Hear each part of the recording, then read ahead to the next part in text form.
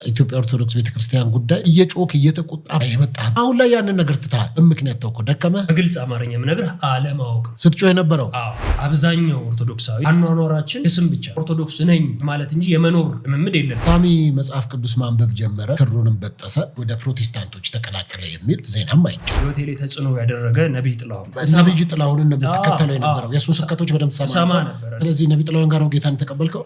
ጥያቄዎችን በደንብ ተመልሶልኝ እግዚአብሔር ረዳኝ ብያምናለሁ። አሁንም ብዙ ይረዳል። ራይድ ሹፌር ኮንክ አትለፍልፍ መለስራት ብዙ የራይድ ሹፌር ለፍላፊ። ስለዚህ አሁን በቃ ዘፈን መስማት ምናምን ታውክ። የኤፍሬም ታምሩና የአስቴር አወቀ ሱሰኛ ነበር። አሁን ተመልሻለሁ ላለመስማት። አንዱ ወደ ጴንጤነት ለመምጣቱ ማረጋገጫ ነበረው እሱም ነበር። አሁን ፕሮቴስታንቱ ከፍ ብሎ እንዲታይ እንትናኛ ጋር መጣ። ለምሳሌ ስም ጠቅስላለሁ፣ ዮኒ ማኛ ከየት የመጣ ነው? እንዴት ደፈርከው? ራሱ ሴቶች ሲጭኑ ደግሞ ይሄንን የወሲብ ጥማታቸውን በንግግርም በምንም አጋጣሚ መጠቀም የሚፈልጉ ደግሞ ብዙ ሴሰኛ ወንዶች የመገለል ብቸኛ የመሆን ጓደኛ የማጣት የሚረዳው ሰው የማጣት ነገር አትሆንም። የሰቀሉት ሁሉ ቤቱ የሚያደርጉትን ያቁምና ይቅር በላቸው ያለን አምላክ እከተላለሁ እያልክ ለክርስቶስ ብዬ ነው የምደባደበው የምገዳደለው ካልክ ክላሽ ያረ እንዴት አድርጎ ፊሊፕ አድርጎ ተገልብጦ ነው ዛሬ ተመልሶ መጥቶ የጴንጤ መዝሙር እየሰማ ነው? ዩጎ ሄድ ነበር አንዳንዴ እና በቃ እዛ ከደረስኩ በኋላ የተሰማኝ ሰባላም ሌላ ነው። የምፈልጋቸውን መልሶች የሚሰጡኝ ሰዎች አገናኘኝ። እያንዳንዱ ጥያቄዎች መልሱ። ከ13 እስከ 15 ዓመት እድሜ ውስጥ ያለችን ታዳጊ ለእናቷ ስልኳን ስጪኝ ሲል የሚያስቅ ከሆነ ነገ ቤት ይመጣል። እሷ እናትየው በሌለች ሴክስ ማለት ኢምፖርታንት ነገር አይደለም። ይሄን ያህል እንደ ምግብ እንደ ውሃ እንደ መጠጥ አይደለም። ግን ቸርች ስትሄድ ክርህን በጥሰን ሄድከው? አውልቄ ነበር። ለዚህ ስትቀላውጥ ነበረ በደንብ አድርገህ። ብዙ ሴቶች በራይድ ሹፌሮቻቸው ጥቃት የተፈጸመባቸው። አሁን ይሄ የአካል ጥቃቱን ተው፣ በንግግር ጥቃት እኮ አይቻልም። አገለግል ነው በጥፊ እኮ ጆሮውን አግለኸው የምትወርደው እኮ አይነት ማንን ነው?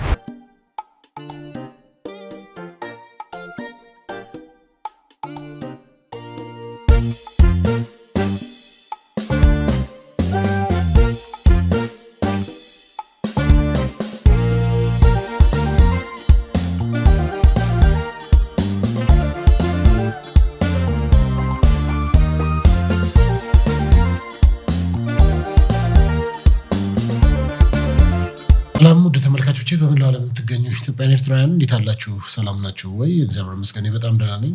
የዲቫይን ሾው ነው እንግዲህ በዚህ በዲቫይን መልቲሚዲያ የተዘጋጀ የሚቀርብላችሁም ፕሮግራም ዛሬ ይዤ ወደ እናንተ ቀርብ ያለው እንግዲህ በተለያዩ ሀሳቦች ላይ በዚህ ሀሳቦች ይሞገታሉ፣ ይወራሉ፣ እንጨዋወታለን እና ሀሳብ አስተያየት ያላችሁም ሰዎች በዚህ በኮሜንት ላይ እየጻፋችሁልን ስለሆነ አመሰግናለሁ። በቀጥታ የተከታተላችሁ ያላችሁት እንግዲህ በዚህ በዲቫይን ሾው ከወንድማችን ሳሚ ጋር ነው። በዚህ እንግዲህ በተለያዩ ጉዳዮች ላይ ማህበራዊ ጉዳዮች ላይ እንዲሁም ቤተሰብ ነክን ሶሻል ሚዲያ ጉዳዮችን እያነሳ እንዲሁም ሃይማኖታዊ ጉዳዮችን ከሱ ጋር እያነሳው ከእናንተ ጋር ቆያለሁ። በዚህ ደግሞ እንግዳ መሆን እፈልጋለሁ የተለያየ ሀሳብ አለኝ የምትሉ በዚህ ስልክ ቁጥር በቀጥታ የጽሁፍ መልእክት እንዲሁም ደግሞ በዋትሳፕ በመደወል ፕሮግራም መያዝ ትችላላችሁ። እንዲሁም ደግሞ አልፎ በማስታወቂያ ያለን በዚህ ፕሮግራም ላይ ቢተላለፈልን አብረን አጋር ሆነን መስራት እንፈልጋለን የምትሉ ሰዎች ካላችሁም እንደዚሁ በዚህ ስልክ ቁጥር ታገኛላችሁ። ሳሚዬ እንዴት አለ? አለው ሶፊሻ እንዴት አለ? ሁሉ መልካም እግዚአብሔር ይመስገን ሁሉ ሰላም። እንኳን ደህና መጣ። እንኳን ደህና ቆይ። እንግዲህ ሳሚ ባለፉት ሳምንታት በብዙ አጀንዳ ነበር። ከዛም ደግሞ አንዳንድ ሰዎች ሲጠይቅ ሳሚ ቁጡ ነው ብስጩ ነው የሚል ይሄ ስትናገር አግሬሲቭ የመሆን ነገር ወጣትነት ነው? ያው ወጣትነትን እንኳን አለፈ። አሁን የጎለመሱ 30 ሰው ካለፈ ጎለመሷል ነው የሚባለው መሰለኝ። እና እንዳልከው ያው ቁጡነት ከአባቴ የወረስኩት ነው ማዘር ትላለች። እና ዝም ብዬ ግን አልቆጣም። የሚያስቆጡ ነገሮች ካሉ የሚቆጣ ባህሪ አለኝ እና ያው አብሮኝ ያደገም ነገር ነው። እና ግን ይሄ ዝም ብሎ መቆጣት ሳይሆን የሚያስቆጡ ነገሮች ካሉ ያው እንትና ያረግም ሶሻል ሚዲያ ላይ አሁን አብዛኛው ሰው ተስማምቶ ነው የሚኖረው። እንደዚህ ቁጡ ስትሆን ምናምን የመገለል ብቸኛ የመሆን ጓደኛ የማጣት የሚረዳው ሰው የማጣት ነገር አትሆንም? እንትን ነው አሁን ምን አለ መሰለህ፣ የዚህን ያህል ብዙ ጓደኛ ያለኝም ሰው አይደለም። ውስናቸው ጓደኞቼ። ከዛ በኋላ የሚያስቆጡኝ ነገሮች ደግሞ እውነት ባለበት መኖር መፈልግ ሰው ነኝ። እውነት ካለ በቃ በቻልኩት መጠን ከእውነት ጎን ብቆም ደስ ይለኛል። እና እውነትን አንዳንድ የሚጋፉ ሰዎች አሉ። በማስመሰል ውስጥ በውሸት ውስጥ ወይም ራስን ለማሳወቅ ለመግነን ተብሎ የሚደረጉ ነገሮችን አልቀበልም። እንደዛም ኖሬ አላውቅም። እና እኔን በእኔነቴ ነው ልትወደኝ የሚገባው ብዬ አምናለሁ። አንተም በአንተነትህ ማለት ነው። እኔ ጋር መጥፎ የማይመቹ ምናምን ነገሮች ካሉ የግድ ተቀበላልልህም አንተ ጋር ያለውንም ነገር በግድ ተቀብዬ አልኖርም ማለት ነውና ስቆጣም ወይም የሆነ ሐሳብን ሳነሳ እውነት ነው ብዬ እውነትን ተደግፌ እኔ እውነት ባልኩበት ነገር እሄዳለሁ እንጂ ሰዎች ምን ይላሉ ሰዎች እንዲወዱኝ ሰዎች እንዲያከብሩኝ ብዬ ምኖሮም ማደርገውም ነገር የለም። ግን እኮ እዛ ላይ ታዲያ አሁን ለምሳሌ በቁጣ ውስጥ አንዳንድ ነገሮች በፍቅር ቢሆኑ አይሻልም ወይ ብሎ የሚያስብም ሰው አለ። ለምሳሌ እውነትንም በፍቅር ግለጡት ይላል መጽሐፍ ቅዱስ። ከዛ አንጻር አትቸገርም ወይ ነው እኮ እንዳልኩ ሁሌ እኮ አይደለም የምቆጣው አልኩ። አንዳንዴ ይሄ መስመር የሚያልፉ ነገሮች አሉ። ለምሳሌ በቀላሉ ሃይማኖት ላይ የሆነ ሰዓት ላይ ሐሳቦች ሳነሳ የአንዱን ሃይማኖት ለመጋፋት ለማንቋሸሽ ለማጣጣል ብዬ አይደለም። አንድ ማምንበት ነገር ሁሉም ሰው ባመነበት ሃይማኖት ቢኖር ደስተኛ ነኝ። ምክንያቱም ሃይማኖት የመረዳት እውነትን የማወቅ ጉዳይ ስለሆነ ማለት ነው። ያንን ሐሳብ ስታነሳ ግን ያንተን ሐሳብ የሆነ ቦታ ላይ ቆርጦ ለሌላ ዓላማ የሚጠቀም ሰው አለ። ይሄን ሃይማኖት እንደዚህ ብሎ ተቸ ተሳደበ ወይም አንተ ባላሰብክበትና ባልሄድክበት መንገድ የሚሄዱ ሰዎች አሉ። የላይክ የቪው የፎሎወር ችግር ያለባቸው ሰዎች ማለት ነውና ስናገር እንዳልኩ ሁሌ አግሬሲቭ ሆኜ አልናገርም። በፍቅርና በሰላም ነው መልእክቶችን ማስተላልፈው እኔ የተሰማኝን ማለት ነው። ያንን ነገር ግን አንተ ገልብጠህ ወደ ሌላ መንገድ የምትወስደው ከሆነ ያ ያበሳጨኛል።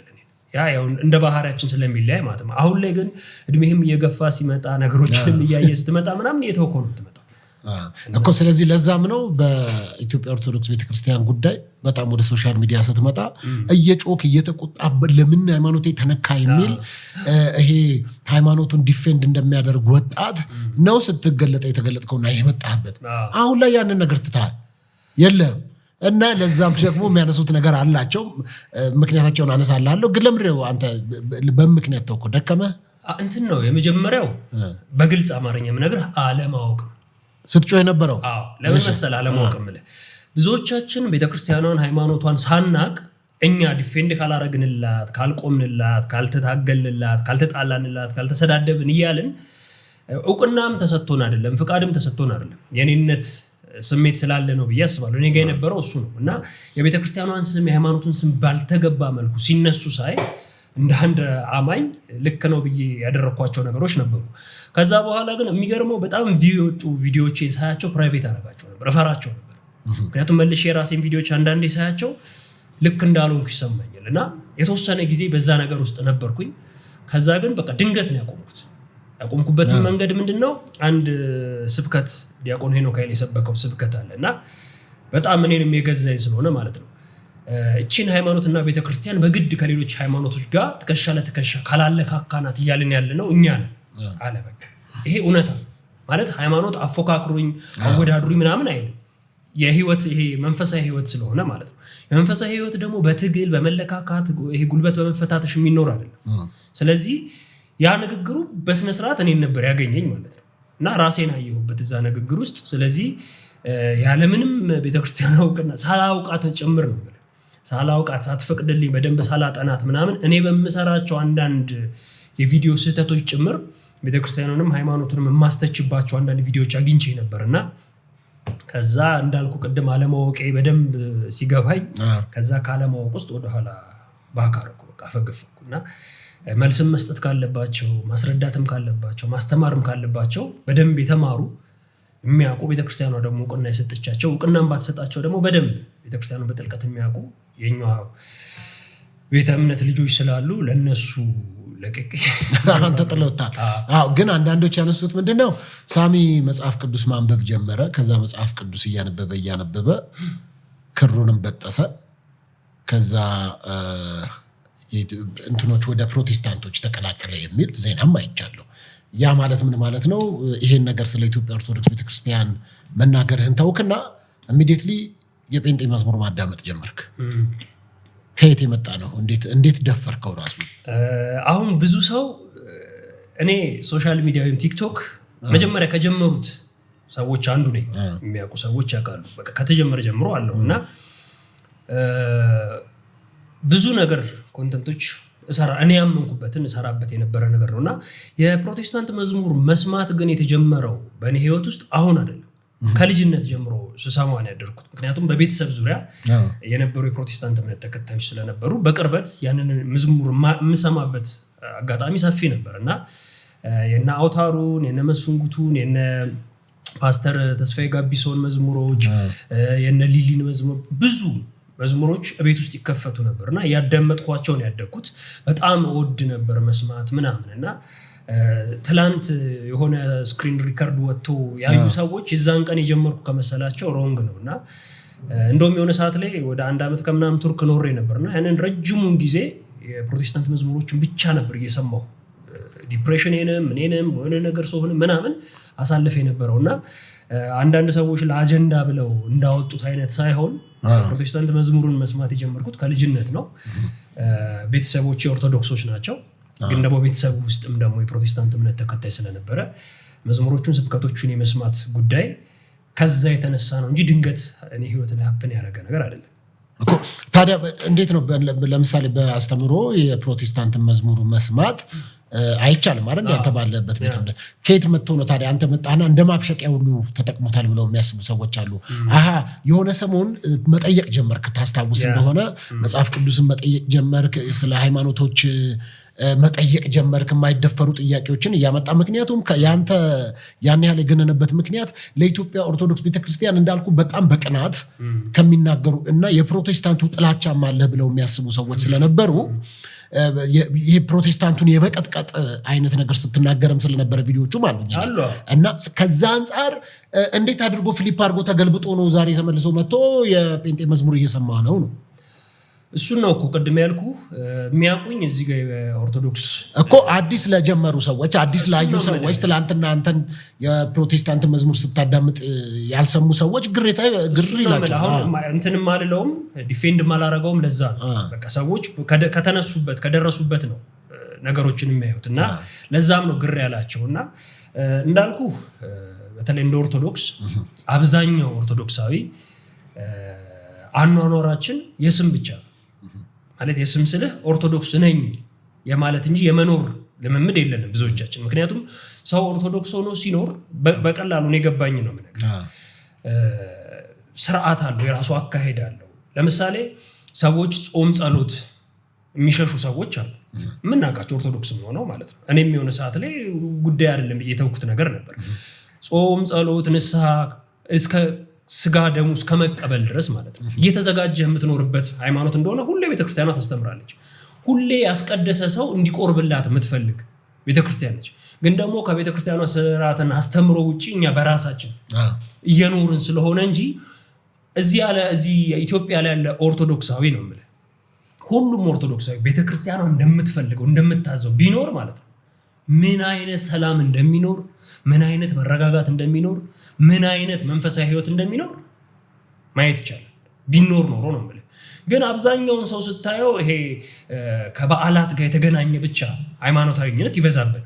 ጥምቀት ሲኖር መስቀል ሲኖር የሆኑ በቃ አላረ ኦኬዥን የሚበዛባቸው ማለት እዛ ላይ ብቻ የመታየት ነው እንጂ እንዳልኩ እኔን ጨምሮ ሁላችንም ቤተክርስቲያኗ እንደምትፈልገው ሃይማኖቱ እንደሚያዘው ብንኖር ኖሮ ኦርቶዶክስ አሁን ያለባትንም ችግር አሁን ዘረኝነቱ፣ መጠላላቱ፣ መገፋፋቱ ሁሉ ነገር ይጠፋና ምክንያቱም ክርስቶስ በደሙ አንድ አድርጎናል የሚል ቤተክርስቲያኑ ስለሆነ ሃይማኖት ስለሆነ የምንኖረው ወደዛ ስርዓት ሁሉም ሰው መግባት ቢችል ኖሮ በጣም በጣም በጣም ብዙ ነገር መቀየር ይችል ነበርና አሁንም ያንን መዝሙር ስሰማ የነበረው ምናምን እኔ በራሴ ቤተክርስቲያኑ የምታስተምረውን ሃይማኖቱ የሚያስተምረውን ወደ ጎን አድርጌ ራሴን አስቀድሜ ነበር። ስህተት ነው አብቷል ሰራ የነበረው ማለት ነውና እንዳልከው ሰሞኑን መነጋገሪያ የነበረውም ቪዲዮ ምንድነው የቆዩ ቪዲዮዎችም ወጥተዋል።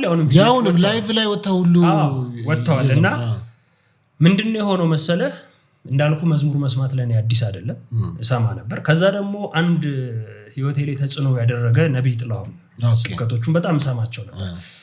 ብዙ የፓስተሮች ወይም የነቢያትም ስብከትም ሰማ ሰው አይደለም፣ ግን ደግሞ ኢየሱስ ላይ ያለው መረዳት በእኔ ረዳል በጣም ሲያስተምር የሚገልጽባቸው ሁኔታዎች ደስ ይሉኝ ስለነበረ ነብይ ጥላሁንን ነበር ተከተለው የነበረው የሱ ስብከቶች በደንብ ሰማ ነበርና ከሆነ ሰዓት ደግሞ እየተደበቅኩ ሄድ ነበር። በቃ ነብይ ጥላሁን ጋር ትሄድ ነበርና ሰማ ምናምን ነበር። ግን ምንድነው መሰለህ የሱን ስብከት ወደዋለሁ፣ ሰማለሁ። እዛ ጋር የሚደረጉት መንፈሳዊ ነገሮችን ግን አክሴፕት አላደርግም። ለምሳሌ እንደ ይሄ ምንድነው ምንድነው የምትሉት ይሄ የምታወሩት ልሳን አክሴፕት ማድረገው ነገር አይደለም። ትንቢት የሚባሉ ነገሮችን ፈውስ የሚባሉ ነገሮችን አልቀበልም። ከሱ አስተምሮ ውጭ ያሉትን ነገሮች እኔ አልቀበልም። ያ ማለት ልክ ነው ልክ አይደለም ሳይሆን የምፈልገውን ነገር ከሱ ወስድና ሌሎቹ ነገሮች ላይ ግን ጆይን አላደርግም ነበር። ከዛ የሆነ ሰዓት ላይ የትምህርት ፕሮግራም ምናምን ነበረ። ከዛ ሳየው ውስጤ አሁንም ጥያቄ አለ። አሁን ለምሳሌ ድንግል ማርያም ላይ ያለኝን አቋም መቀየር አልችልም ነበር። ጻድቃን ላይ ሰማዕት መላእክት ላይ ያለ በኦርቶዶክስ ኖር ያገኘኋቸው ማለት እነዛ አቋሞች ላይ መደራደር አልፈልግም። የኔን ነው የምልህ። ከዛ በኋላ አንድ ጓደኛዬ በደንብ አወራኝ በዚህ ጉዳይ። በጣም ውዝግብ ውስጥ ነኝ። የሆነ ሰዓት ላይ እግዚአብሔር ብቻ ብዬ ሃይማኖቶችን ሁሉ እግዚአብሔርን ብቻ መኖር። ምክንያቱም በሃይማኖቶች ላይ የሚደረጉ አንዳንድ ደባዎች፣ ውሸቶች ምናምን ስታይ እንደ ሰው ትደክማለህ። እና እዛ ጋም ኦርቶዶክስ ነው ክዬ ስናገር በራሴ የነበረበትን መንገድ እኔ ልክ ነኝ ባልኩት እንጂ እኔ ልክ እንዳልሆንኩ ሲገባኝ፣ ከዛ በኋላ ሁሉም በሃይማኖቱ ልክ እንደሆነ መረዳት ስጀምር ሁሉንም ሰው ለየሃይማኖቱ ትቼ እኔ እግዚአብሔርን ብቻ ብዬ ነበር። ግን ያም ሮንግ ነው። የሆነ የጎደለ ነገር አለ። የሆነ ልትኖርበት አምልኮ የሚያስፈልግበት ምናምን ስርዓት የሚያስፈልግበት ደግሞ ሃይማኖት ያስፈልጋልና አንድ ጓደኛዬ በዚህ ደረጃ ሳወራው ቆይ እስቲ ሐሙስ እንደ ድንገት ነው ሐሙስ ምን ፕሮግራም አለ አለኝ። ምንም የለኝም አልኩት። በቃ የሆነ ቦታ ወስደሃለሁ አለኝ። እንግዲህ ኦርቶዶክስ ቤተክርስቲያን ላይ የራሴ ጥያቄዎች አሉ እንዲመለሱልኝ የሚፈልጋቸውና ቆይ ያለኝና ሐሙስ ለተነሳን አሁን ላይ ጊዜው ሲደርስ ሁሉ ነገር ይፋ ይሆናል። የሱንም ስም ቦታውንም ለመግለጽ ማለት ነውና እዛ ቦታ ላይ ይዞኝ ሄደ። አሁን እንደማንኛውም ኦርቶዶክስ ክርስቲያን ቅጥር ውስጥ ስትገባ የሚሰማ ሰላም አለ እና በቃ እዛ ከደረስኩ በኋላ የተሰማኝ ሰላም ሌላ ነው። ከዛ የምፈልጋቸውን መልሶች የሚሰጡኝ ሰዎች አገናኘኝ። በቦታው የነበሩ እያንዳንዱ ጥያቄዎች ይመልሱልኝ ማለት ሁሌ ላለው ለጓደኞቼ በቅርበት እኔን የሚያውቁኝ ሰዎች ያውቃሉ። እያንዳንዱ ጥያቄዎችን መለሱልኝ። ከዛ እንዴት መኖር እንዳለብኝ ማለት ሃይማኖት ማለት የግል እንደሆነ ሌሎችን እየተቃወምክ እየተሳደብክ እየተጋፋ ማትኖረው እንደሆነ ምክንያቱም ክርስቶስም ያን እንደማያዝ ማለት ነው። ክርስትና ውስጥ በፍቅር የምትኖረው በሰላም የምትኖረው ሌሎችን ወደህ ራስህንም ወደህ ሌሎችን አክብረህ ራስህን ወደህ የምትኖርበት ሃይማኖት እንደሆነ ጥያቄዎችን አንድ በአንድ መለሱልኝ። እርጋታ፣ ሰላም ሁሉ ተሰማኝ። ተመልሼ መጣሁ። ከዛ በኋላ ለራሴ በእግዚአብሔር ፊት ቃል የገባሁት ከየትኛውም ሃይማኖት ጋር የጭቅጭቅም የንትርክም ሐሳብ ውስጥ እንደማልገባ መኖር ያለብኝን ማወቅ ያለብኝን ብቻ እየተረዳሁ መኖር እንዳለብኝ ነውና እንደ ሰው ሰዎች እንድጠይቅ አይምሮን የሰጠኝ ራሱ ባለቤቱ ስለሆነ ጥያቄ የሚፈጥሩብኝ ነገር በድፍረት ነው የምጠይቀው። ስጠይቅ ግን ለመታወቅ የሆነ ነገር ለመሆን ምናምን አይደለም፣ እኔ እውነትን ማወቅ ስለምፈልግ እና ከዛ አንጻር እግዚአብሔር ረዳኝ ብዬ አምናለሁ። አሁንም ብዙ ይረዳኛል። ጥሩ። ግን ታዲያ ስለዚህ ነብይ ጥላሁን ጋር ነው ጌታን ተቀበልከው? አልተቀበልኩም። እሄድ ነበር ነው እኮ። ለስንት ጊዜ ነው እዛ ሄድከው ነብይ ጥላሁን ጋር? ሜይ ቢ 2 ሳምንት። በተከታታይ ትምህርቶችን አልጀመርክም? እዛ ጀምሬ ነበር። ከዛ ግን እንዳልኩ ነው ከሱ አስተምሮ ውጪ ያሉትን ስርዓቶች እኔ አልቀበልም ነበር። የምሄደው ያኔ አግኝተዋል ነብይ ጥላሁን ራሱን ደውሎልኝ ነበር የሆነ ሰዓት ላይ ስቀር። በጣም ጥሩ ሰው ነው። በነገራችን ላይ በፕሮቴስታንት ውስጥም ሆኖ ያገኘኋቸው መልካም ሰዎች አሉ። እነሱ በገባቸው እውነትና ሰላም ውስጥ እንድትኖር የሚፈልጉ በቅንነት። አሁን አንዳንዱ አጀንዳ ለማድረግ ምናምን የሚያራግበ በስርዓት ደውለው ትሪት ያደረጉ ምናምን ሰዎች ነበሩ። በዚህ አጋጣሚ እነሱንም ማመስገን እፈልጋለሁ። ምክንያቱም እኔ ሃይማኖት ምንድነው መሰለ ሶፊያ አሁን የተረዳው የሆኑ ሰዎች እንድናለን ብለው የሚኖሩበት ነው። የእውነት የሚኖሩ ማለት ነው። ሙስሊሙም ይሁን ፕሮቴስታንትም ይሁን ኦርቶዶክስም እና ያንን እውነት እንድታቀላቸው የሚፈልጉ ሰዎች እና እነዛ ሰዎች ደውለው በስርዓት ትሪት አድርገው ግን መጨረሻ ላይ በቃ እኔ አሁን የገባኝና በፊትም ስኖርበት የነበረው ነገር በመሃል ጥያቄዎች መድከሞች ምናምን ነበሩ። ለነሱም ማለት የምፈልገው በገባችሁና ጠንክራችሁ ኑሩ፣ እኔም በገባኝና በተረዳሁት ልክ እኖራለሁ ነውና ከዚህ በኋላ ፕሮቴስታንት እንደዚህ ነው እንደዛ ነው የማለት ሞራል የለኝም። ምክንያቱም መጀመሪያ ነው የገባኝን ጨርሼ አላወቅኩትም። ስለዚህ አንተ የገባህን ለመኮነንም ለመተቸትም አቅሙም ሞራሉም የለኝም። ጥሩ እኮ። ከዛ እንግዲህ አሁን ፕሮቴስታንቱን ቀረብ ብለህ ስታየው ቸርች ላይ ሄደህ ስታይ ከዛ ፊት ልምዶ አልነበረ ማለት ቸርች ገብተህ አታውቅም? የመጀመሪያ ነበር ቸርች ትሄድ ነበር? መዝሙር መስማት ስለምፈልግ ዩጎ ሄድ ነበር አንዳንዴ ምናምን በቃ ይሄድኩ የምሰማባቸው መዝሙር የምሰማባቸው ቦታዎች ነበሩ። ኦኬ። ለምንድን ነው ለፕሮቴስታንት መዝሙር እንደዚህ በጣም ፍቅር የያዘ? እንዳልኩ እኮ ነው ከልጅነት ጀምሮ ይሄ ልጅነት ሚሞሪ በጣም ከባድ ነው እና በጣም የምወዳቸው መዝሙሮች ነበሩ የምሰማቸው ምናምን እና እስቲ እንደው ከምትሰማ በጣም አሁን ከማትረሳቸው ዝማሬዎች መካከል እስቲ አሁን ልልልህ አልችልም። ምክንያቱም እንዳልኩ ነው እዛ ጋር አሁን ደርሼበት የመጣሁት። ለምሳሌ አንድ እውነት ልንገርህ በደንብ ያስረዱኝን ነገር። ሃይማኖቶች መከባበር ማለት የሌላውን ሃይማኖት ያደረጉ የሆኑ መኖር ማለት አይደለም።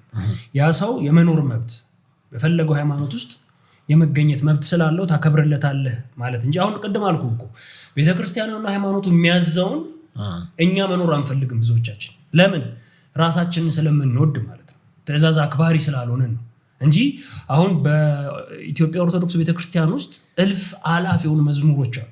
በየትኛውም ስሜት ውስጥ ሆነ ልትዘምራቸው ልትሰማቸው ይችላል። ግን ምንድነው ይሄ? እንዴት ነው ቀላዋጭነት አለብን።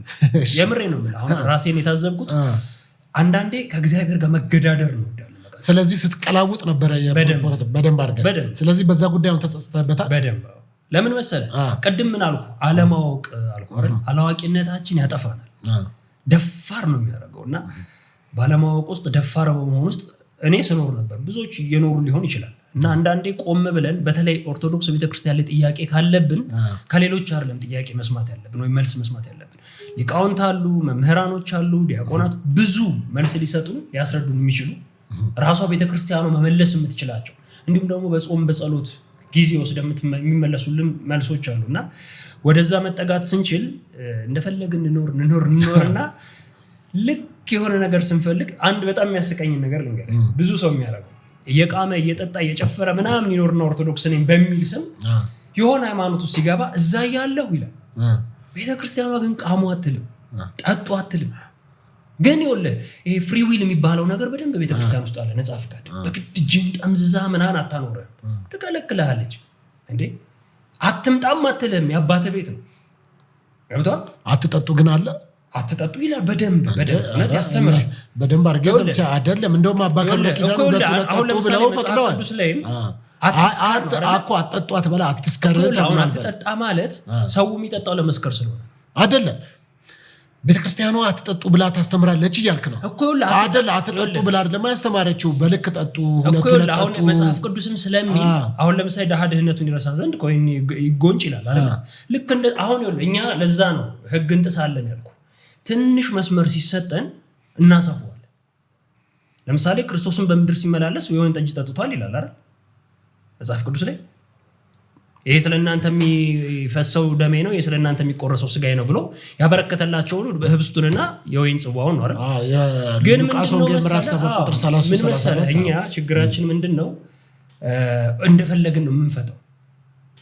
አሁን ቤተክርስቲያኗ ጠጣ አትልህም፣ ግን ጠጥተህ ደግሞ አትምጣም አትልህም። የሆነ ቀን እንደምትቀየር ተስፋ አለ። በቃ የእግዚአብሔር ቤት እንደሚቀይር ህይወት እንደሚሰጥህ የእግዚአብሔር ቤት ክፍት የሚሆን እኔ አንድ በህይወት የተማርኩት ነገር ምን አለ መሰለህ? 1100 ጥፋት ባጠፋ 1100ንም ጥፋት ያለምንም ነገር ይቅር የሚለኝ እግዚአብሔር ብቻ ነው። ከልቤ ከተሰበርኩ የተረዳሁት እሱ ነው። ምክንያቱም ከእግዚአብሔር መንገድ ርቄ የኖርኩባቸው ብዙ መንገዶች አሉ። ብዙ በህይወቱ ውጣ ውረዶች ምናምን ብዙ ነገር ብያለሁ። ግን አሁን የልብ አልቅሽ የምሬ ነው ማለት ተሰብሬ ቤተክርስቲያን ሲሄድ በሩን አልዘጋብኝ፣ ምህረቱን አልነፈገኝ፣ የንስሐ ጊዜውን አላቋረጥብኝ። የሚጠብቀው ሁሌ እና የሚገርመው ሁሌ መተፊቱ ስትወድቅ ያ ሁሉ ድካምህን ምናምን አስረስቶ እንደ አዲስ ሪፍሬሽ አድርጎ የሚያነሳ አምላክ ነውና ሰዎች ይህንን አናደርግም። እና እቺ ቤተክርስቲያን እንዳልኩ ብዙ መታወቅ ያለባቸው መነገር ያለባቸው መሰማት ያለባቸው ለኛ የሚጠቅሙን ነገሮች አሉ። እኛ ግን መስማት የምንፈልገው አሁን ዘረኝነቱን፣ ክፋቱን፣ ተንኮሉን ምናምን ነውና ብዙ ሰው እርግጠኛ ነኝ የምናገረው ከኦርቶዶክስ ቤተክርስቲያን ሲወጣም ሙሉ ለሙሉ አውቋት ሳይሆን እንዳልኩ በሰሚ ወይንም ለራሱ ፍላጎት ምናምን ብሎ ጥሏት የሚሸሸው እና ሁሌ የገባኝ እሱ ነው። ነገ ልወድቅ ይችላል፣ ሰው ነኝ አልዋሽም። ይሄ አሁን አንድ ምዛ ተምሮ የመጣሁት ነገር ምንድነው? መደገፊያችሁ እግዚአብሔር ይሁን። በራሴ ቆማለሁ ጠነክራ ምናምን አይሰራም። እስከዛሬ ሞክሬያለሁ። ከዚህ በኋላ እንግዲህ እሱ እያገዘኝ የተሻለ ህይወት ይኖረኛል ያስብ። ጥሩ። ግን ቸርች ስትሄድ ክርህን በጥሰን ሄድከው? ተደብቀ እንዴት ነው ሄድከው? ክር መጀመሪያም የሆነ ሰዓት አላረም እንዳልኩ እግዚአብሔር ብቻ የሚል ግን እንተ ሐሳቡ ስገባ አውልቄ ነበር ክር። ምክንያቱም ማስመሰል አልወድም። ሶፊ ነኝ ለምሳሌ ኦርቶዶክስ ሲሆን እንደ ኦርቶዶክስ ነው ምኖረው። አሁን ማህተብ አለኝ አንገቴ ላይ እኖራለሁ። ፕሮቴስታንት ሲሆን ይሄ ለማስመሰል ለመታወቅ ሆነን አይደለም፣ እውነትን ስለሆነ የምፈልገው ስኖር የእውነት ነው። አሁን እግዚአብሔር ብቻ ብዬም ስኖር ለሰዎች ብዬ አልጨነቅም። ምክንያቱም እኔና እሱ ጋር ነው ኮኔክሽኑ። አንተ ዛሬ ስሜን ልታጠፋ ወይ ምን ነገር ልትናም ትችላለህ፣ ጊዜያዊ ነው። እኔም አንተም ነገ ምን ሞት የምናልፍ ሰዎች ነው እና እንዳያዝንብኝ ወይም እንዲረዳኝ የምፈልገው መድኃኒዓለም ብቻ ነው እኮ። ታዲያ ለምን ክርህን በጠስከው? እኮ ስበጥሰው ያኔ ሃይማኖት የለኝም ብዬ ነበር ስል ይሄንን ማድረግ አይጠበቅብኝ፣ ምክንያቱም ይሄ የኦርቶዶክሳውያን መገለጫ። ስለዚህ ይሄንን አድርጌ የሆነ መጥፎ ነገር ባደርግ ማስተቸው ይሄንን ቤተክርስቲያንና ሃይማኖት ነው። አይወክለኝም ካልክ ምንም ነገር መተው መቻል አለብህ ካልወከለ ማለት። ስለዚህ እዚህ ፓስተር ነቢ ጥሌጋም ከመሄዴ በፊት እኔ እንዳልኩ የሆነ ስክሪን ካቤል ጋር ወጥቶብኝ ነበር።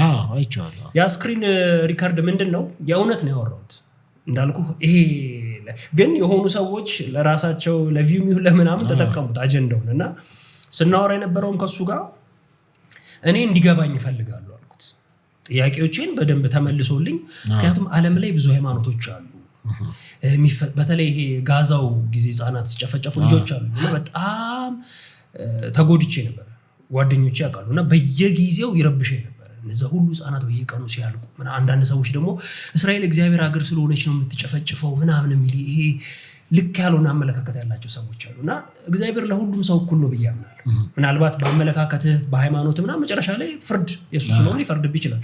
እዚህ ምድር ላይ ባለው ሁኔታ ግን እግዚአብሔር ለሁሉም እኩል ነው እጁን የሚዘረጋው።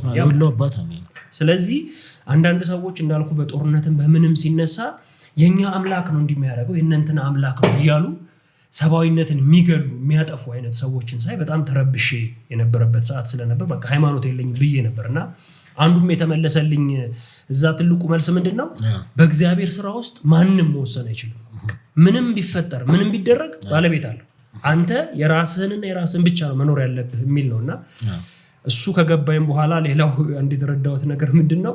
ዝም ብዬ እኔ የሚጠበቅብኝን እያረኩ ቤተክርስቲያኗም ሃይማኖቱ የሚያዘውን ነገር እየፈጸምኩ እስከምችለው መኖር ብቻ እንዳለብኝ ነውና ሃይማኖት ክሬን የበጠስኩት ጴንጤ ቤት ስለሄድኩ ምናምን ሳይሆን በዛ ጉዳይ ላይ ሃይማኖት የለኝም ብዬ ብዙ ጥያቄዎች አይምሮዬ ላይ ተደርበው ወስኜ የነበረበት ውሳኔ ነውና ለዛ በጣም ጥሩ።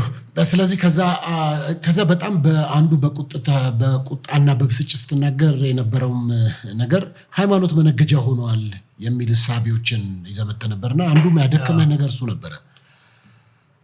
እንትን አሁንም አለ ሶፊ፣ ይሄ መወሻሸት አያስፈልገውም እና ቅድም ብያለሁ ሃይማኖት የነፍስ ሩጫ የሚሮጥበት ነው፣ ለስጋ የምትሮጥበት ነው ብዬ አላምንም። ለስጋ ሊኖረው ይችላል፣ ግን ደግሞ ይሄ ከፈጣሪ ጋር የምትገዳደርበት ነገር አይደለም። አሁን ላይ ምን ሆኗል መሰለህ? ሃይማኖት በተለይ አሁን ዲቤቶችን እጠላለሁ፣ ምክንያቱም ጤናማ ስላልሆኑ ማለት ነው። የመጀመሪያው ነገር ሰው ባንተ አሁን እንደ ፕሮቴስታንት ወንጌልን ከምትሰብክና ዲቤት ከምታዘጋጅ የቱን ነው የሚመርጠው? ዲቤት ነው ብዙ ሰው የሚያየው። ለምን?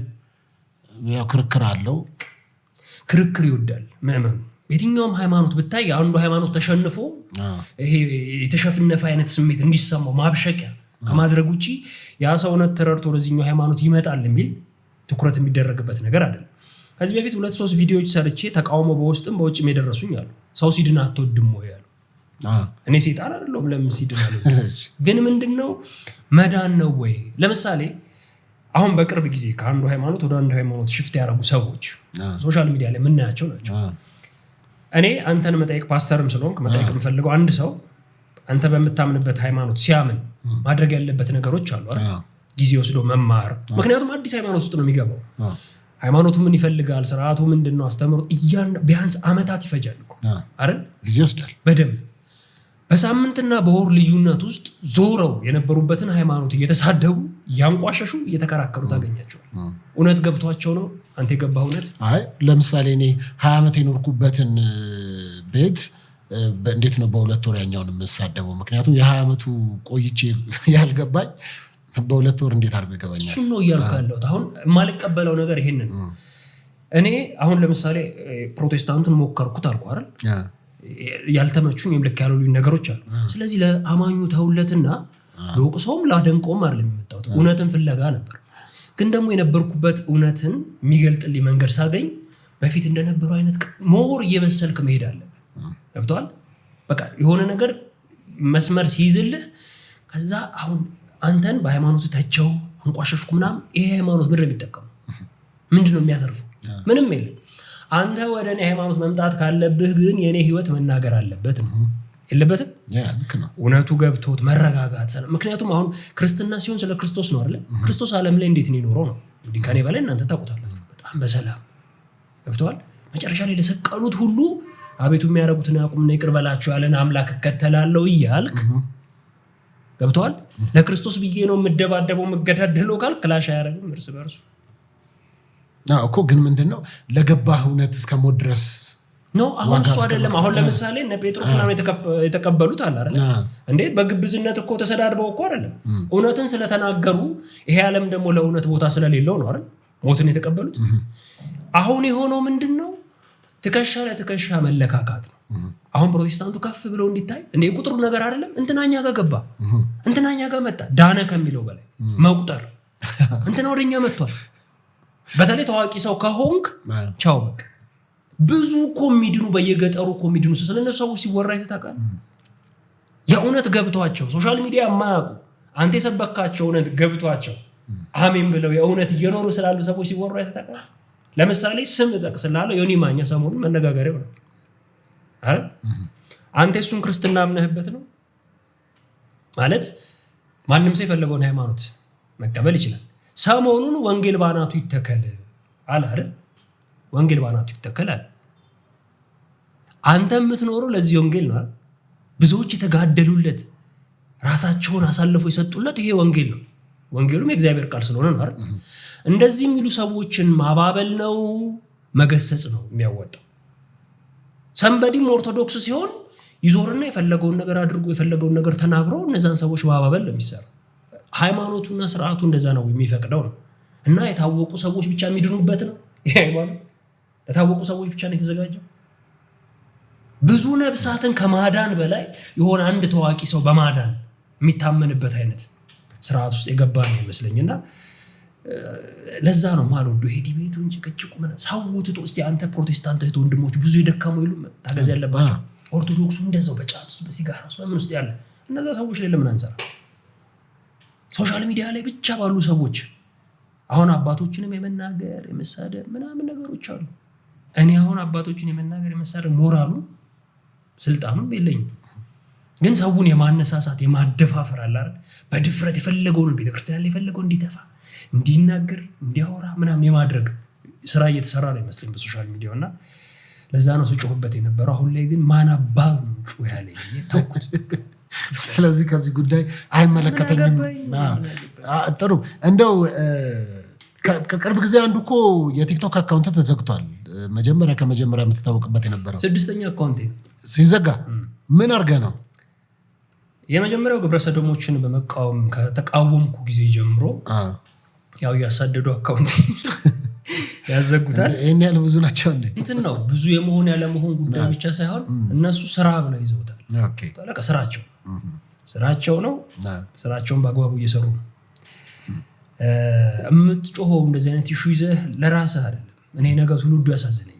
በተለይ ስትወልድ ታየዋለህ። ሶፊ ምናልባት ልጆች ካሉ እኔ ልጆች ስላሉኝ ነገ ያስፈራኛል።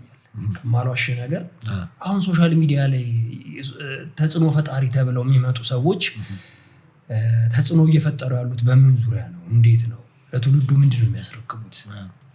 አያስፈራህም? ማለት ነገ ሊኖር የሚችለው ትውልድ ስርዓት አልበኛ፣ ክብር የለሽ ምናምን ክብር በነውር ራሱ ነውራቸው ክብራቸው ሆንባቸው እኮ ይላል መጽሐፍ እየተፈጸመበት። አሁን እንደውም ሰሞኑን አንዳንድ ሚዲያዎች ላይ ያየው ነበር። እንደውም አንዲት እናት ራሱ የልጇን ስልክ ቁጥር ጠዋት አይቼው ነበር። ማለት ሲገርመኝ ነበር። ራሴ ደግሞ ብዙ ሼር አለው፣ ብዙ ላይክ አለው። ብዙ ሰው ዘመናዊ እናት ማለት እንደዚህ ናት ምናምን የሚል ብዙ ሰው አለ። ብዙ ሰው ወዶታል። ተበሳጫ አንተ በጣም ምን አበሳጫ ልጆች አሉ እንዴ? ምን አበሳጫ? ሰው እኮ ተደስቶ ዋው ዘመናዊ እናት የምትገርም እናት እንዳንቺ አይነት እናት የኔ እናት በሆነች ዋው እንደዚህ ነው ልጅን ማሳደግ እንደዚህ ነው እንትን ነፃነት መስጠት የሚል እኮ ምናልባት አባትየው ምን እንዳላላቅም እንጂ እናትየውን በደንብ ሰው እያደነቋት አይቻለሁ። ሶፊ ምን ያህል ሴቶች ናቸው እኛ ሀገር ላይ የተደፈሩ? በብዙ ምን ያህል ህፃናት ናቸው የሚደፈሩት? በብዙ በየጊዜው ደፋሪዎቹ ማን ናቸው?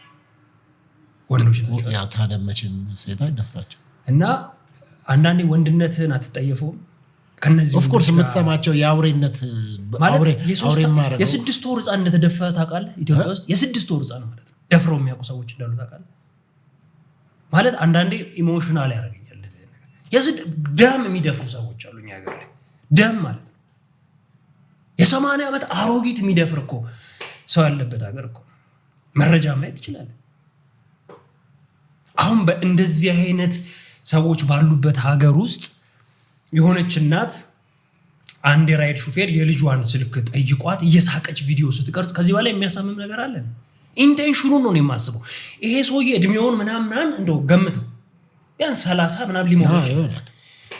ከ13 እስከ 15 ዓመት እድሜ ውስጥ ያለችን ታዳጊ ለእናቷ ስልኳን ስጪኝ ሲል የሚያስቅ ከሆነ ነገ ቤት ይመጣል። እሷ እናትየው በሌለችበት ማንኝ ቢኖርም ዌልካም ብትለው ምን አይነት ፍቃድ ብትሰጠው ምን አውርታው?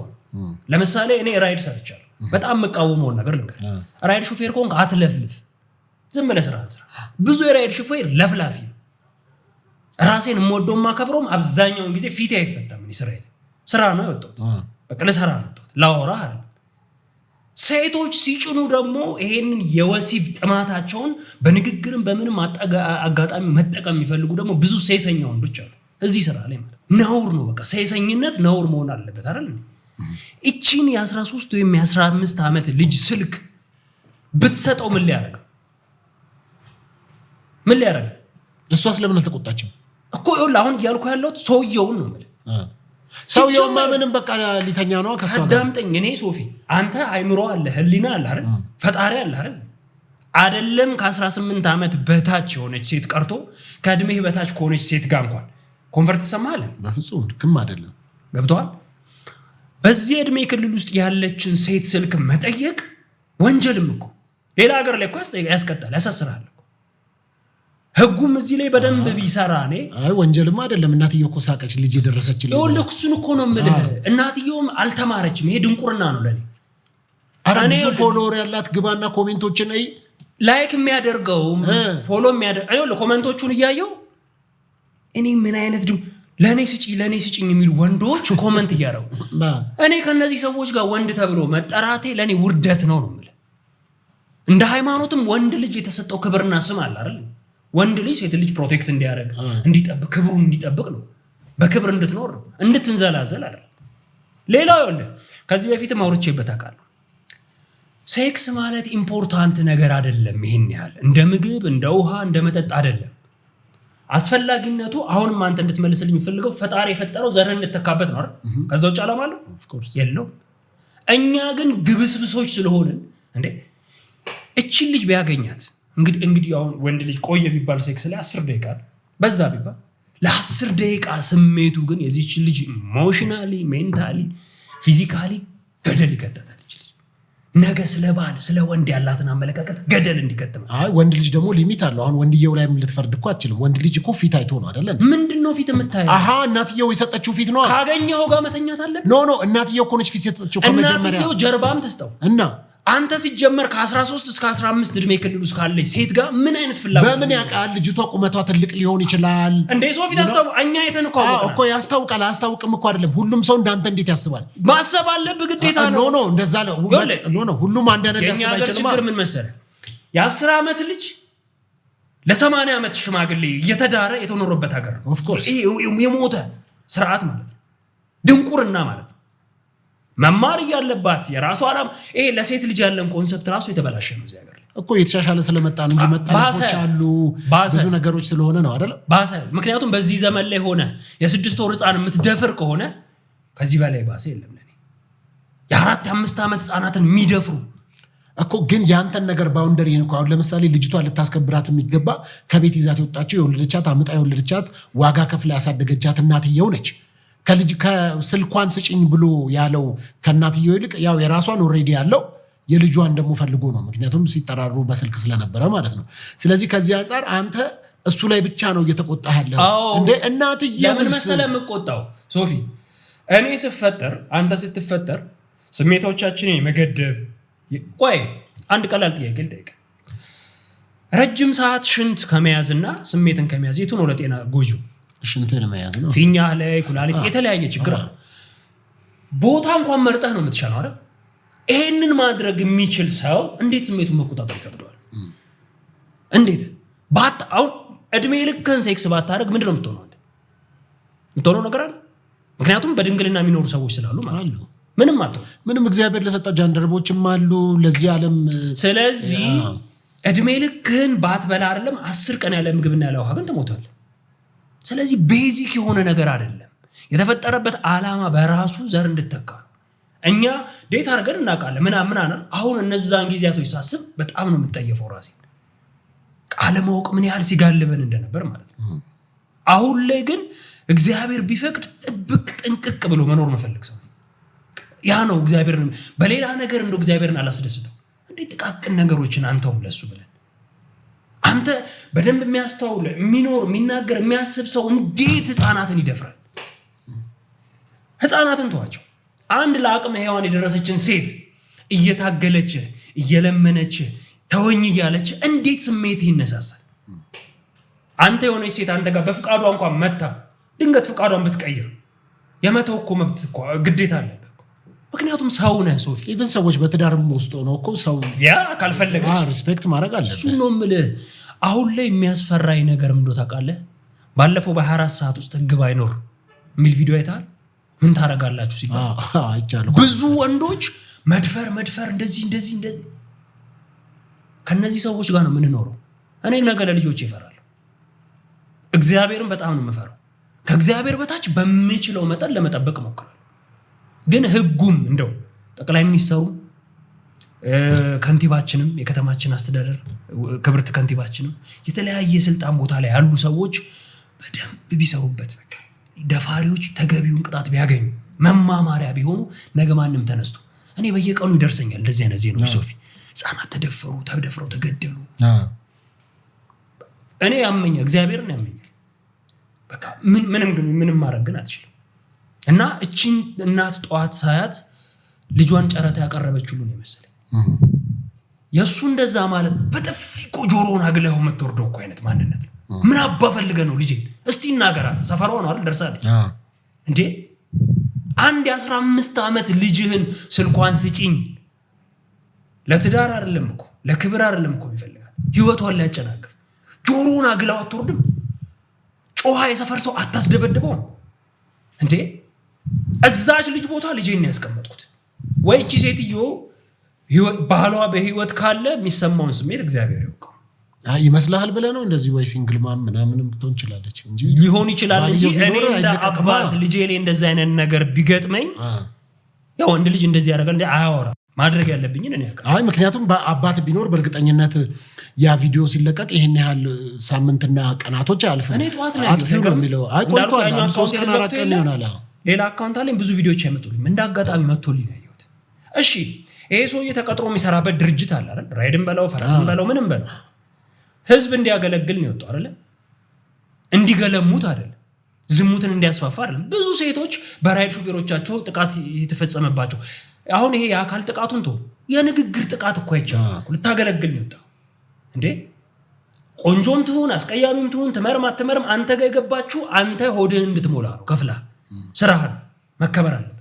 እንዳልኩ እኮ ነው እኛ ሀገር ህጉ ስለማይሰራ እንጂ ይሄ እኮ በቃ አቢዩዝ እኮ እያደረኩ ነው ያንን ከስተመር ማለት ነው። አጋጣሚውን ከተጠቀሙ መድፈር የሚፈልጉ ሰዎች እንዳሉ ነው ያረጋገጥኩት።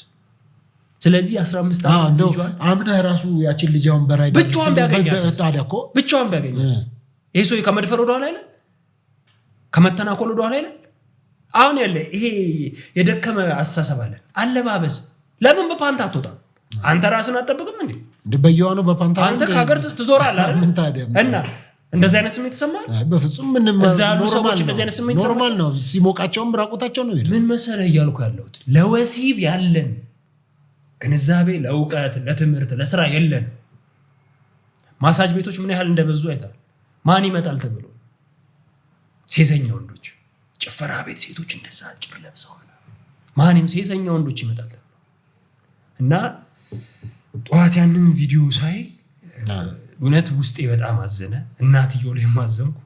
ደግሞ ቪዲዮ ኮመንት ክፍት አድርጋ ቪዲዮና ቆይታ እኔ የሆነ ልክ ያልሆነ ኮመንት አንድ ከሰጠኸኝ ቪዲዮ ልክ አይደለም እንደ ቪዲዮ ማጠፍ ያ ሁሉ ኮመንት ልጅሽን ስልክ ስጭኝ የሚል ያ ሁሉ አንድ ተደርድሮ አብረት ትስቃለህ የሳቀች ምናምን አንዱ እንደውም የአንቺን ስጭኝ ሲል ትስቃለች ከታች የልጇንም አካውንት ሜንሽን ሳታርግ ትቀራለች እንዲያነሳው ቲክቶክ አላት በዚህ ያገኛት ብላ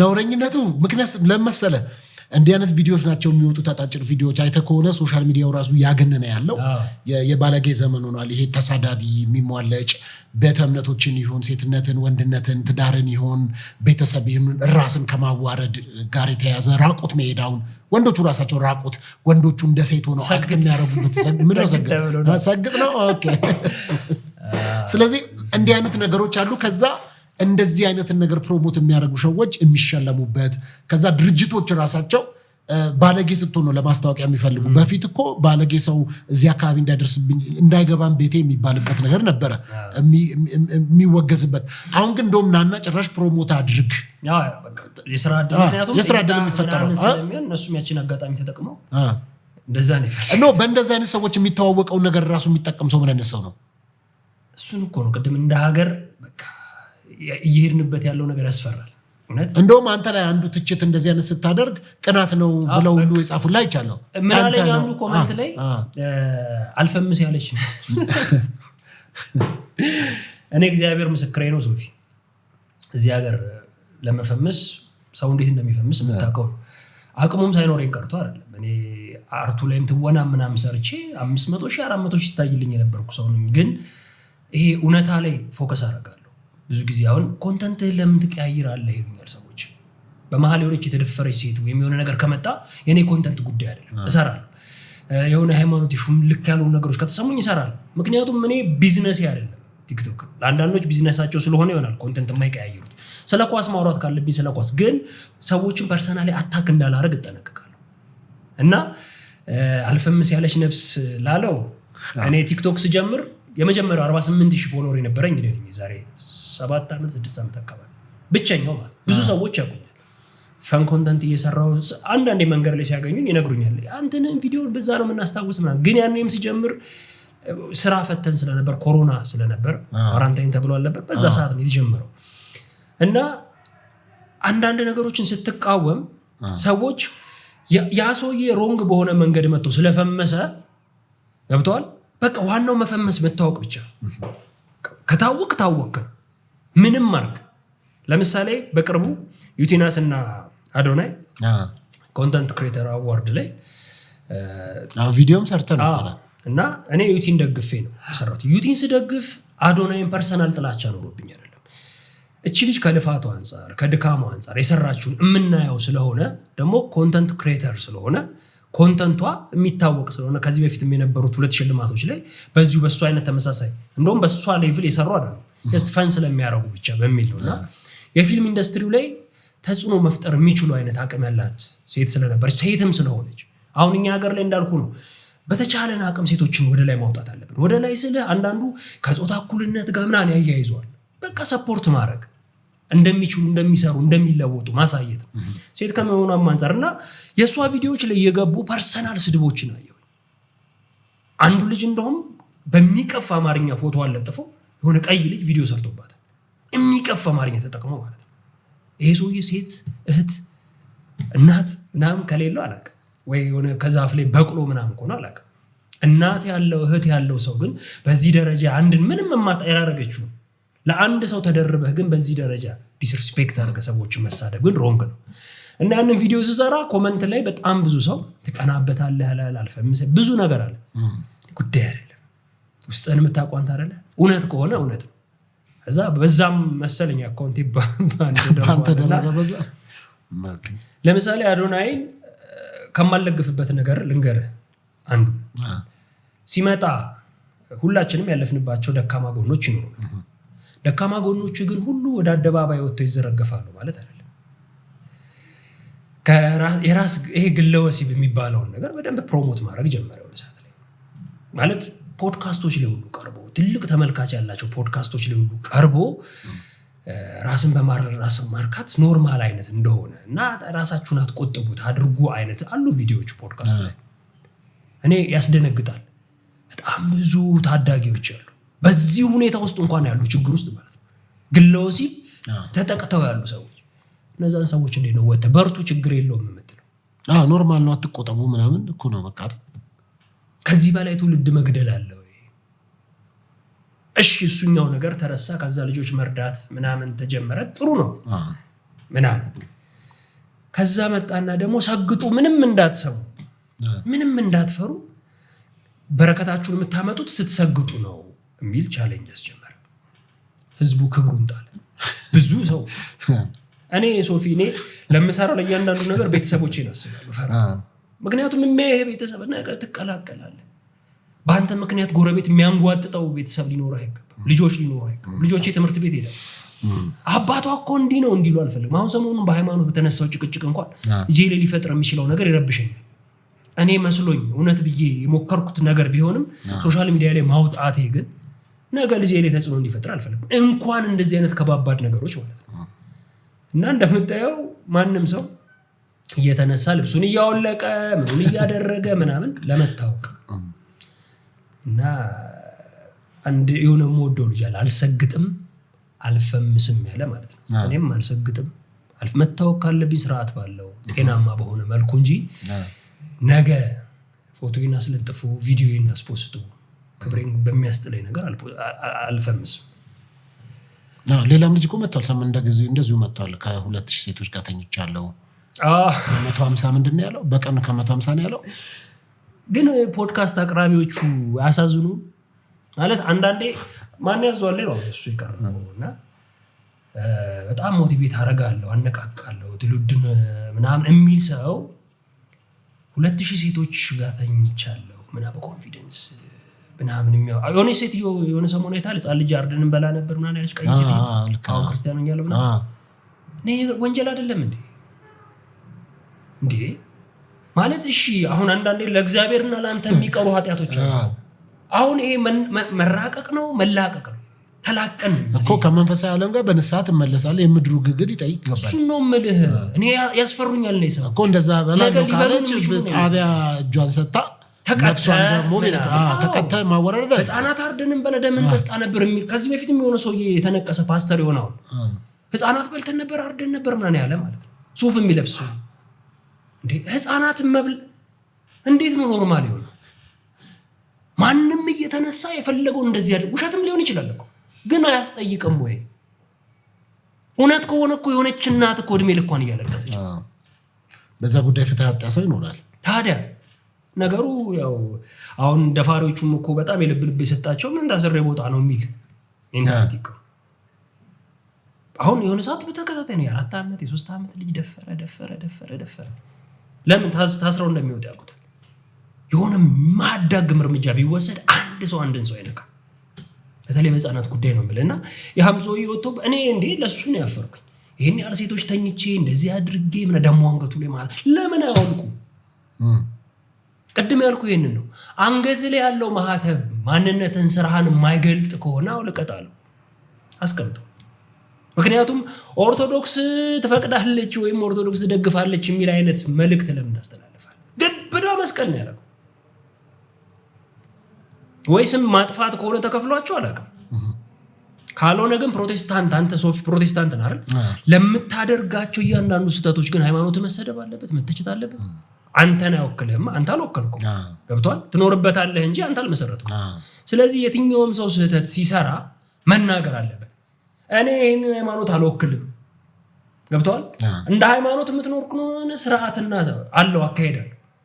ወጣ ብለህ ስህተት የምትሰራ ከሆነ ግን በእኔ ምክንያት ይህንን ሃይማኖት እንዳትናገሩ እንዳትሰድቡ ብለህ ነፃ መውጣት አለብህ። ስለዚህ እንደዚህ አይነት ሰዎች የሚያቀርቡትም ፖድካስቶች ጥቅሙ ምንድን ነው? ምን ማስተላለፍ ፈልገው ነው?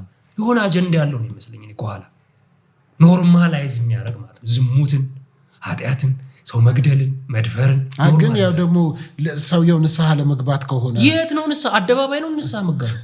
ፖድካስት ላይ ነው እንዴ? ለህዝብ እንግዲህ ማለት ይኸውልህ ምን አለ መሰለህ አንዳንዴ ምን እንደሚመስለኝ ታውቃለህ? ይሄንንም ያህል ብትሰሩ ምንም ችግር የለም ንስሐ አለ ብሎ ማዘናጋት ነው ይመስለኝ።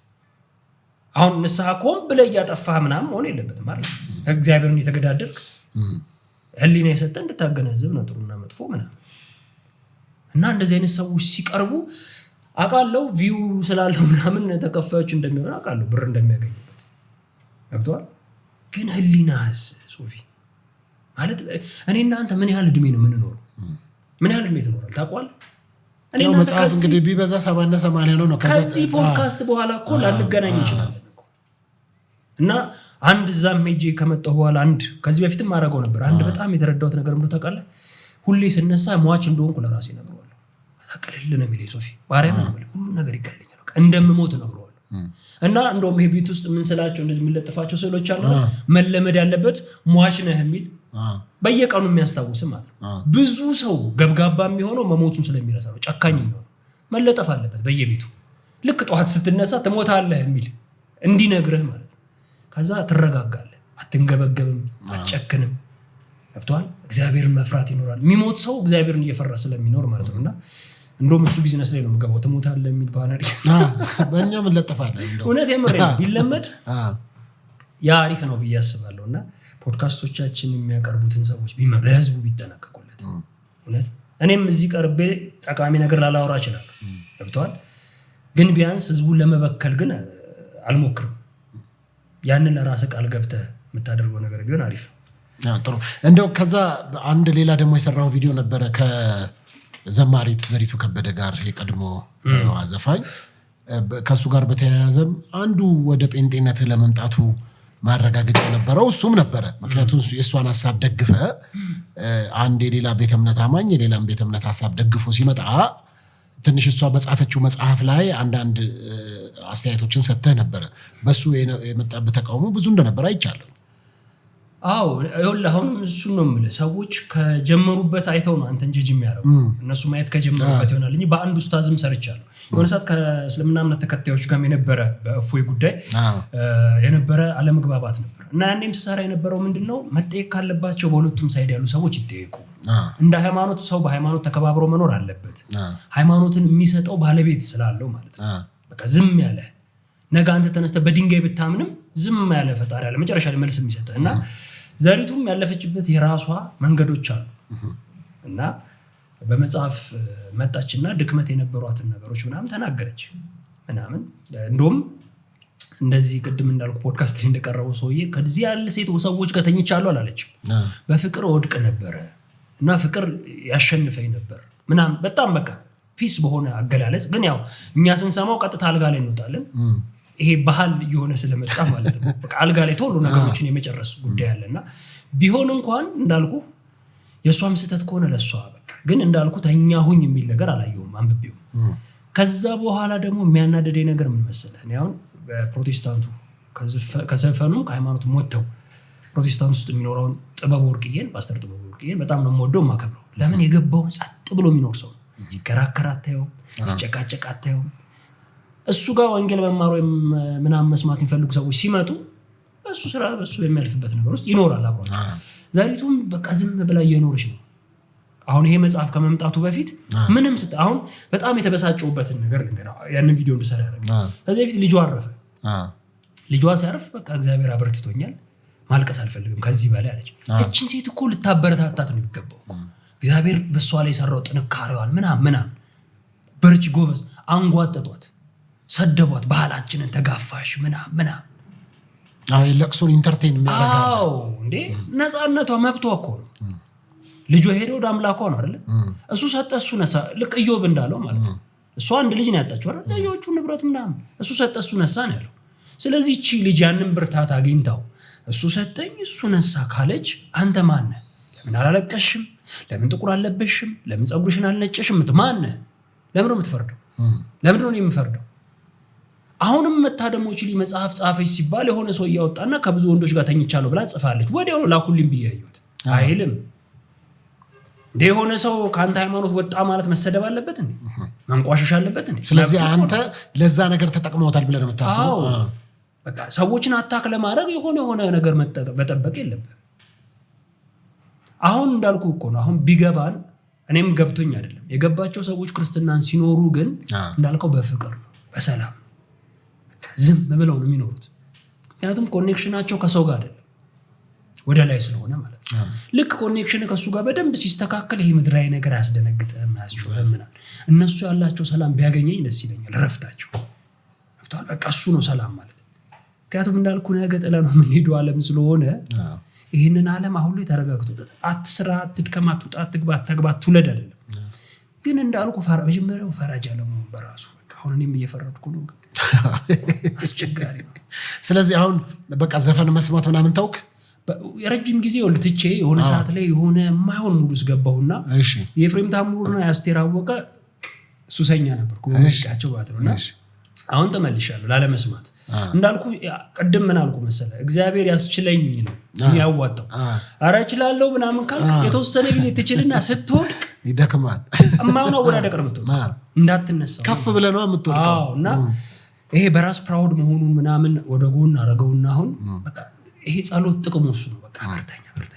በርተኛ አይነት ነገር ማለት ከራስ በቃ ከሱ ጋር ዘግተህ የምታለቅሰው የምትጮህ ምናምን አላ እንደዛ ከዛ ደግሞ እንደ ኦርቶዶክስ አማኝ ደግሞ ጾም ጸሎት በራሱ ብርታት አለው የራሱ ንስሐ ጊዜ እግዚአብሔር ቢፈቅድ ነው ስጋው ደግሞ እየተቀበልክ ምናምን ስትኖር እግዚአብሔር በዛ ውስጥ ብርታትን ኃይልን እየሰጠህ ይሄዳል ብዬ አምናለሁ የተረዳሁትም ነገር እሱ ነው ከዛ ውጪ ግን እንዳልኩ ማንንም ሰው የፈለገው ሃይማኖት ውስጥ ይግባ ይውጣ ከወጣም በኋላ ይሳደብ ከገንባም በኋላ ደግሞ የተለየ አክት ባያረግ ጥሩ ነው ምክንያቱም ለእውነት ስለሆነ የምትመጣው የገባህን እውነት ብትኖር በጣም ጥሩ እንግዲህ በስተመጨረሻ የምታስተላልፈው ነገር ካለ ልታወራበት የምትፈልገው እንዲሁም ደግሞ በተለይም ደግሞ ከዚህ ከሃይማኖት ጋር አንዱ ስትበሳጭበት የነበረው ጉዳይ እንደውም አስታውስኩትና ከዚህ ዜና ከሚያቀርቡ ልጆች ጋር በተያያዘ ውድድሩ የሃይማኖት አንዱ በዚህ ሃይማኖት አንዱ በዚህ ሃይማኖት ሆኖ ከባድ ክርክር ነበር እሱም ራሱ አዎ ያስጠላል እኮ ሶፊ እኔ አሁን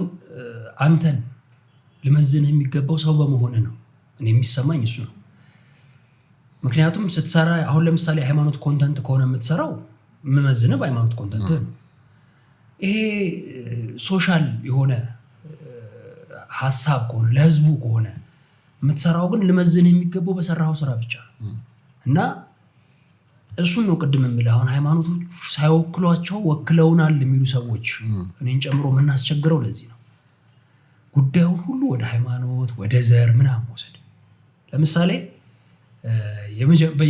ያለፈው ጊዜ ውድድር ላይ እኔ ሙሴን ነው ቮት ያደረኩት ለምን በቃ የተሻለ ስራ ሰርቶ ነበር በእስላም ሃይማኖቱ ምናምን ጉዳይ አይደለም መረጃ በአግባቡ በቃ እኔ ስሰማውም ደስ ይላል አሁን በዘንድሮ ውስጥ ላይ ደግሞ በአባይ ጉዳይ በተለይ ብሩክ ትልቅ ስራ ሰርቷል ያማን ነው የሚባለው ዜና የሚዘግበው የቲክቶክ እንትን ላይ ሁሉ በቃ ጥሩ ነገር ስለሰራ ብሩክን መረጥኩ ይሄ ማለት ምን ማለት ነው በስራቸው መዘንኳቸው ማለት ነው የነሱ ሃይማኖት ለግላቸው ይሄ የሚሰሩት ዜና ሃይማኖት ላይ ተጨምሮ ቫልዩ አይሰጡም ለመዳናቸው ገብቷል እና ሌላው በጣም መናገር የምፈልገው ምንድነው ታውቃለህ ዘረኝነት ማለት ዘር ጥሩ ነው ክፉ የሚሆነው ዘረኝነት ነው አሁን እኛ ሀገር ሃይማኖት ውስጥ ብታየው ዘረኝነት አለ መከፋፈል እንደ ክርስቲያን አሁን ዘር ምንድነው ላንተ ክርስቲያን ለሆነ ሰው ዘሩ ለክርስቲያን እኛ አዲስ ፍጥረት ነው እንደውም አንድ አዲሱን ሰው እኮ ነው ያበጀው እኮ ስለዚህ ያንተ በክርስቶስ ዘንድ እንደውም የሚያስጠላኩ በዘርህ ምክንያት ሰዎችን ከበደልክ ከገደልክ ከፈናቀልክ ምናምን ካጎሳቆልክ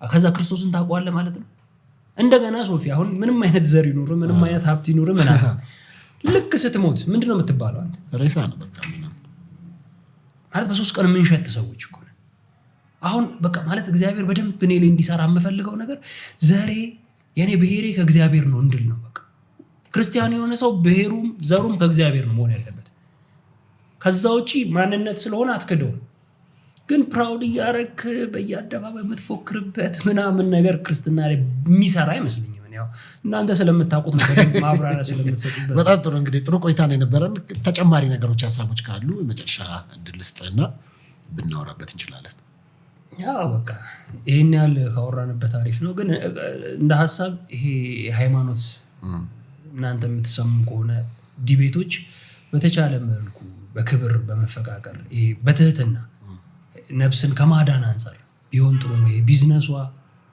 ሆነች ነገር ለማግኘት ተብሎ ምክንያቱም አንዳንድ ጊዜ ያለ ዕውቀት ተገብቶ ሃይማኖቱ የማያስተምረው ሃይማኖቱ የማይለው ነገር ጥያቄ መልስ አጥተው ይሄ ኦርቶዶክሶች እንዲህ ናቸው ይሄ ፕሮቴስታንቶች እንዲህ ናቸው እስከመባል ድረስ የሚደርስበት ነገር ስላለ ከማስተማር መማር ቢቀድም ከመጠምጠም መማር ይቀደም። በጣም መልካም ተመልካቾች፣ እንግዲህ ከሳሚ ጋር የነበረኝን ቆይታ ጨርሻለሁ። በእርግጠኝነት በሌላ ጉዳይ ደግሞ ተመልሰን ከሳሚ ጋር እንደምንገናኝ አምናለሁ። የነበረንን ቆይታ በዚህ ጨርሰናል። እንግዲህ ሀሳብ አስተያየቶቻችሁን ስለሰጣችሁን አመሰግናለሁ። ሳሚ፣ በእርግጠኝነት በሌላ ሀሳብ ደግሞ የመጣን እዚህማ ሀሳብ በደንብ መሰራት አለበት። ጤናማ የሆነ ሀሳብ እንወዳለን። በጣም ጥሩ። ግን በዚህ አጋጣሚ አሁንም ስንናገር ሰዎች አይደለን ሀሳባችን ምናልባት የረብሻቸው ያስቀየማቸው ምናምን ካለ እንደ ሰው ስህተት አይጠፋምና ይቅርታ ማለት ነው። ምክንያቱም ይቅርታ ጥሩ ነገር ነው። ለነገሩ ሰው ምንም ብትል አለው ዝም ብለህ በደፈናው ይቅርታ ብትል ይሻላል ሳይሆን አለ ምንም እዚህ ነገር ምንም ነገር ብታረግ ግን እያልኩ ያለሁት አሁን ጥሩ ማንነት ስብዕና ያላቸው ሰዎች አሉ። ምናልባት የነሱን ማንነትና ስብዕና የሚነካ አይነት ነገር ከተናገርኩ ያው በዲቫይን ሾው ይቅርታ። በጣም ጥሩ አመሰግናለሁ ተመልካቾቼ። በሌላ ጊዜ በሌላ እንግዳ እንመጣለን።